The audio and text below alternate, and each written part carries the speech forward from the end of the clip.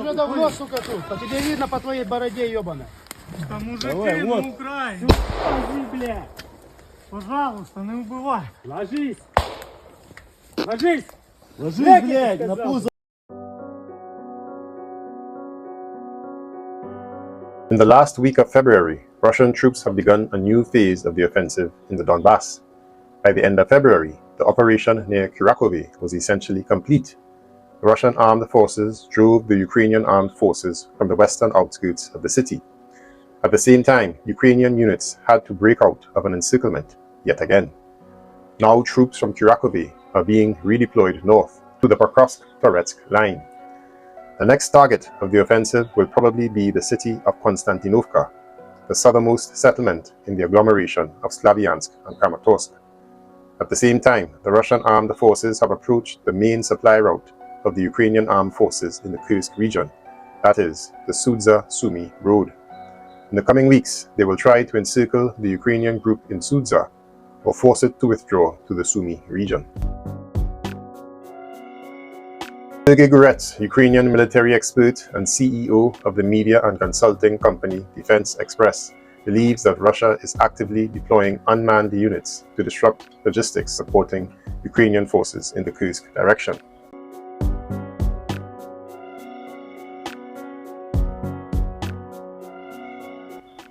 He discussed his views on Ukrainian TV. In quotations, currently both sides are engaged in active operations in the Kursk region. For over 6 months, Ukrainian troops have held a position on Russian territory, although its area has now shrunk by over 60%. The Russian enemy has reinforced its troops to push out the Ukrainian armed forces. A few days ago, Russian troops forced our units out of Velyka, a settlement near the highway supplying our troops from Sumy to Sudzha. Meanwhile, the Russians advanced into Novosilka in the Sumy region. Mr. Gurets claims that the Russians were later expelled. However, I have seen no information to corroborate this. According to Mr. Gurets, the issue is that near Velyka and Novosilka, Russia is aggressively using drones to cut off logistics supporting Ukrainian troops in the Kursk direction. Russian forces are frequently attacking the Sumy-Sudzha highway with fiber optic drones, posing a serious challenge that requires a response from Ukraine's military leadership. Our aviation is actively engaged in countermeasures, striking identified enemy drone launch sites, and electronic warfare systems are also in use. However, maintaining our bridgehead in Kursk, the 45-kilometer long and about 20 kilometers wide, is increasingly difficult. Вот он, первый батальон 9-го полка выводит трофеи в огневков. Western flank, 20 kilometers away, allows the Russian enemy to exert pressure on our units, making defense extremely challenging.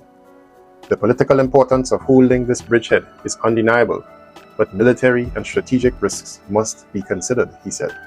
If logistics deteriorate further, we must reassess the necessity of maintaining our presence in the Kursk region. Sometimes political considerations outweigh military pragmatism, Mr. Gurets noted. He concluded that while Ukrainian forces are tying down 60,000 Russian troops in Kursk, preventing them from being deployed elsewhere, the cost of maintaining this position must be carefully weighed. Ukraine must avoid another Krinky, he says, where soldiers displayed exceptional bravery under extremely difficult conditions. If a better defensive configuration can be achieved while still holding back the Russian enemy troops, military considerations should take precedence over political expectations. So this is the frontline report for the past week and a half in Ukraine. The most concerning area for the Ukrainian armed forces is the Kursk salient, which is now turning into a Russian encirclement. However, Russia has lost some ground in Pokrovsk and Toretsk, and it will be seen what comes of this in the coming weeks. Now, as this war approaches a possible peace settlement, the interest and information in this war is beginning to decline. So to help keep the show running, consider a donation via Super Thanks or PayPal. And while you're at it, check out the membership community for exclusive long-form analysis, combat footage, and breaking news not shown in the mainstream media. Черт ёбаный! О, диви, ёба! So shout out to the newest channel members and stick around to the end for bonus footage and a membership trailer video in the end screen. and let's get into it.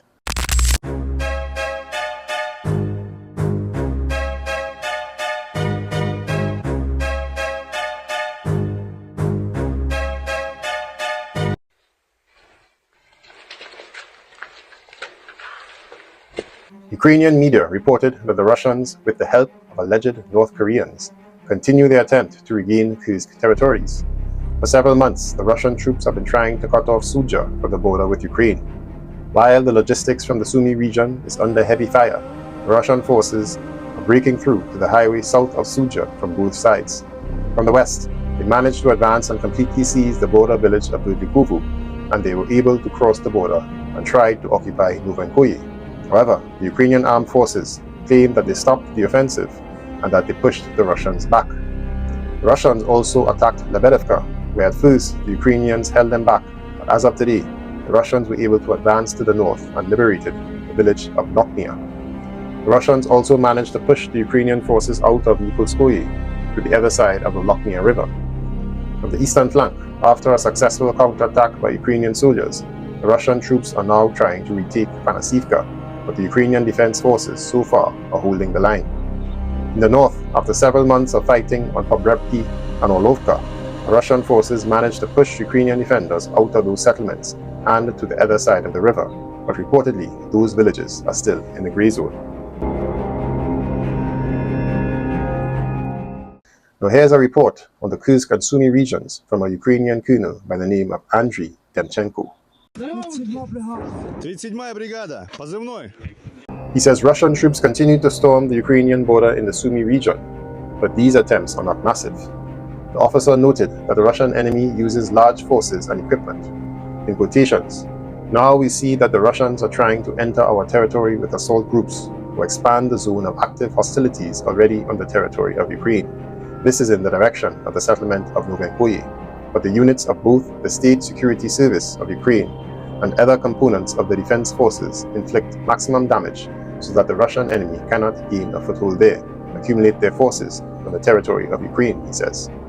Our task is to prevent the advance deep into Ukraine and cut the logistics routes provided by the Ukrainian defense forces during the operation within the Kursk region.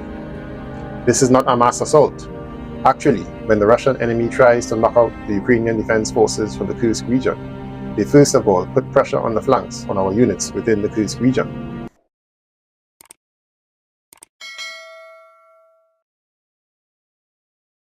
And in the future, they try to expand the zone of active hostilities, trying to enter the territory of Ukraine. But all components of the defense forces are working in that direction to prevent this. All available weapons are used, Demchenko added. The village of Novosilka in the Sumy region was marked as a grey zone on the map of the Deep State Monitoring Resource. The head of the CPD, Andrei Kovalenko, said that Russian infantry without equipment is carrying out assaults along the borderline with Sumy region. On February 28th, the General Staff announced that the armed forces of Ukraine had stopped the breakthrough of Russian troops near the village, the Sumy region. However, they admit that the Russians continue to attempt to storm.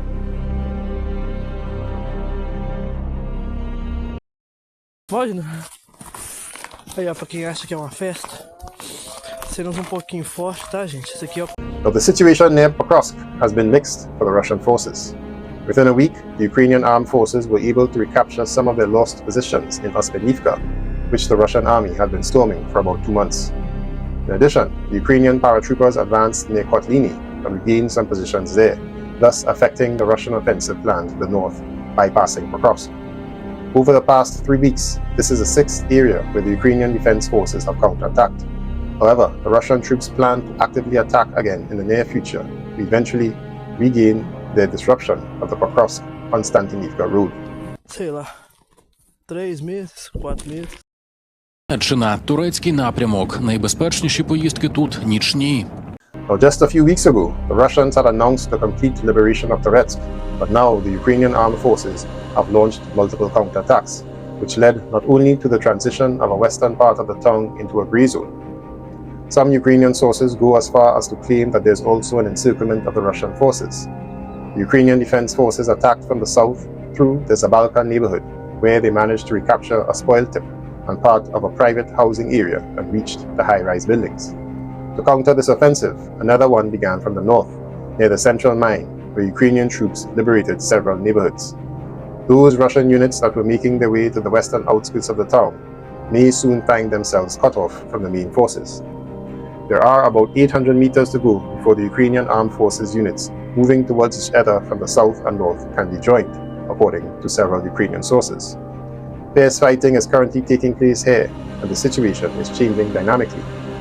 The Russians have stopped attacking, they say, and are adapting to the new reality. Ми працюємо там, куди багато засобів не можуть долетіти, але для нас це реальні цілі і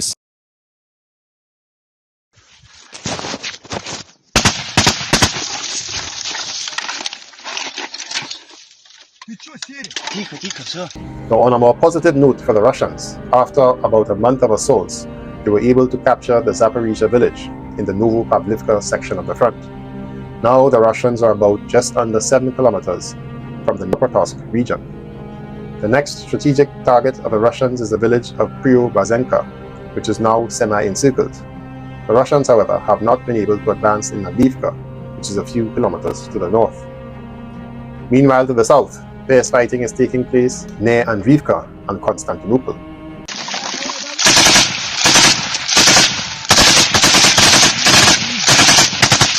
After the Ukrainian Defense Forces withdrew from the encirclement to Constantinople, we can fully rename this direction from Kurakovy to Novopavlivka.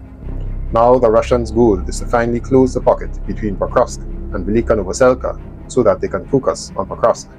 Until this happens, there will be no major offensive on Pokrovsk, so the defense in this area is extremely important for the Ukrainian armed forces.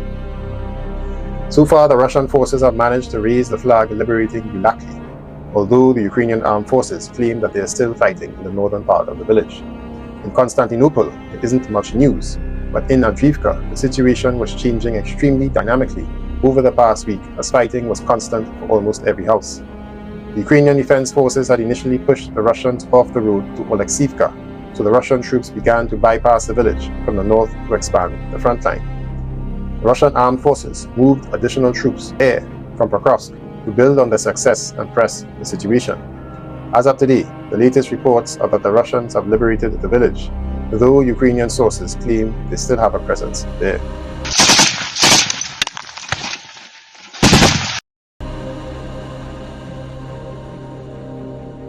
Now, throughout February, after the capture of Velyka Novosilka, the front to the north of it was the most dynamic. It was here that the Russian troops liberated the most Ukrainian land. In recent days, they have managed to capture Novo Ucheretuvati and Brylatsky and continue to advance northwest through Krivlyny, trying to bypass Ukrainian defense lines. Over the past week, the Russians have advanced by more than 2 kilometers over a 14-kilometer stretch.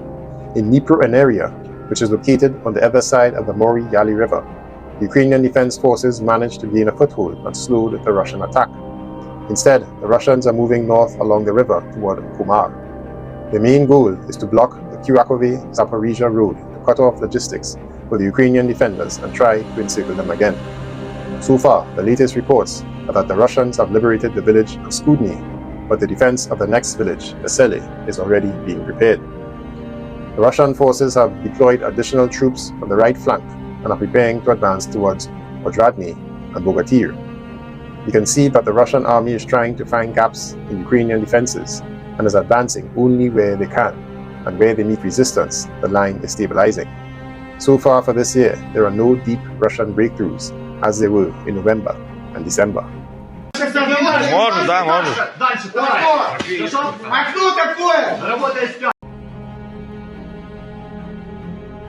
Штурмовое подразделение на мотоциклах готовится к While there has been some stability on the front line between Kharkiv and Luhansk regions for several weeks now, bad news for Ukraine came from Bilohorivka, where the Ukrainian armed forces have held an unbreakable line of defense for 2 years. Although the Russian army advance here ranged from 500 meters to 1 kilometer, they managed to liberate the dominating heights, forcing the Ukrainian defense forces to move outside of the village. As a result, Bilohorivka, one of the last villages in Luhansk region that was under Ukrainian control, has been liberated by the Russian army. Быстрее по маневрению продвигаешься к окопу. Стреляешь в этот момент. Has President Putin ever regretted the decision to invade. And some might see it like he had no choice with NATO's expansion. But was that really the right decision? And did you think it was the right decision? Look, there is always a choice. Putin had choices too. Perhaps there were alternatives available to him. The issue isn't solely about NATO's eastward expansion, but rather the threats that emerged in Ukraine. It's one of the significant reasons behind what transpired. Putin didn't consider the possibility of such a war occurring. If he had thought that would be the outcome, he wouldn't have engaged in negotiations. When he realized the high number of casualties,